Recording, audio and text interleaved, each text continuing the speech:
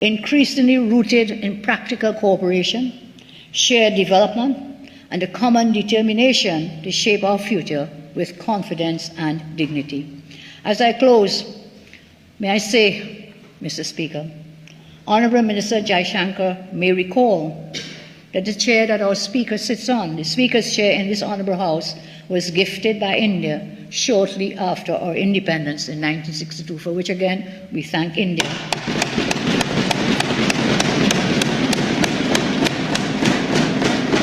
This chair, I remind you, has the inscription, "From the people of India to the people of Trinidad and Tobago." For more than 60 years, that chair has stood at the center of the democratic life of our nation.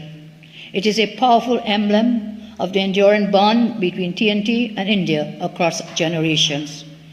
From the Jahajis, as they are known in India, they crossed the Kalapani, to the generations who helped build modern Trinidad and Tobago. The story of India remains inseparable from the story of our nation itself. Again, as Sri Jaishankar observed during his 2023 address, connected histories, shared present, and I quote, "Politically, our historical convergence stems from shared aspirations and legacies. Our emotional connection with these countries remains very strong. We continue to engage as they refresh their roots, culture, and traditions. We will provide commercial opportunities and further strengthen our traditional bilateral ties." End of quote.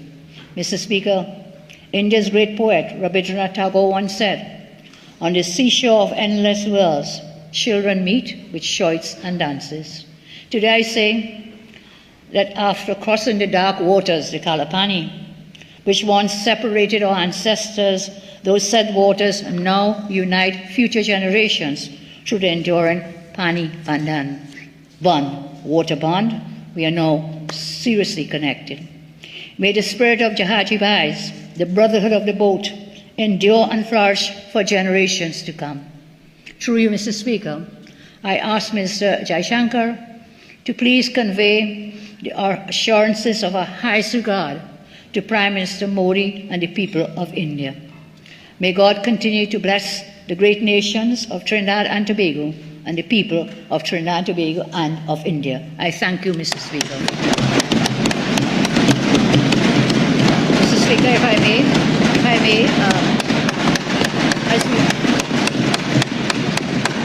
thank you.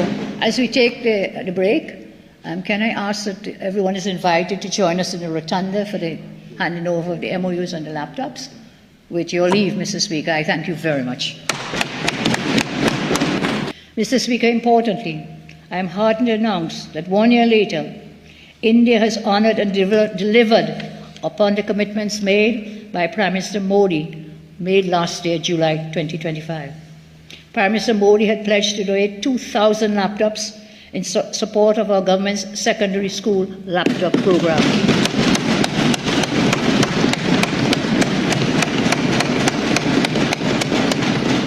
Today, Minister Jaishankar comes bearing gifts, and these devices, these laptops, will be officially handed over across all 7 educational districts. I also acknowledge now the students representing schools from across TNT who have joined us today in the rotunda on this occasion. Last year, we started with the artificial limbs.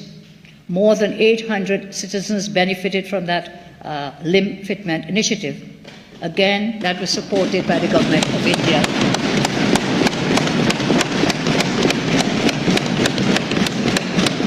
Tomorrow, Mr. Jaishankar and I will officially launch the National Prosthetics Centre in Pinal.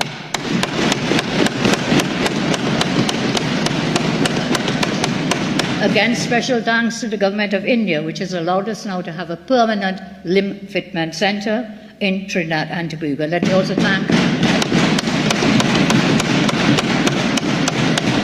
special thanks go also to Jaipur Foot, USA, who have contributed to this initiative. In the coming weeks, Trinidad and Tobago will also receive 20 hemodialysis units.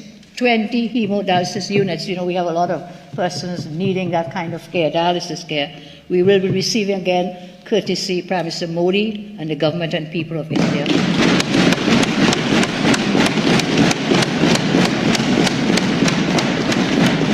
We will also receive 2 sea ambulances, and I talked about this being most important, 2 sea ambulances, so the trips from Trinidad to Tobago, Trinidad, will strengthen healthcare delivery and emergency medical response. Again, we thank the government and people of India.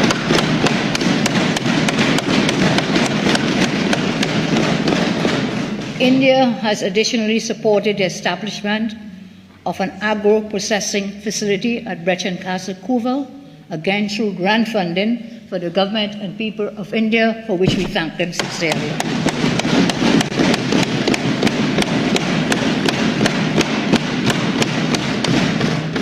And that initiative reflects our shared commitment to agricultural modernization and food security. Mr. Speaker, did you know that bilateral trade between Trinidad and Tobago and India now exceeds TT $1.2 billion annually, with significant potential for expansion in agriculture, healthcare, finance, tourism, infrastructure, and non-energy exports. TNT is also proud to join India-led initiatives such as the Global Biofuels Alliance and the Coalition for Disaster Resilient Infrastructure. India's global leadership in digital information has also created new opportunities for cooperation in digital transformation, artificial intelligence, archival modernization, and renewable energy development.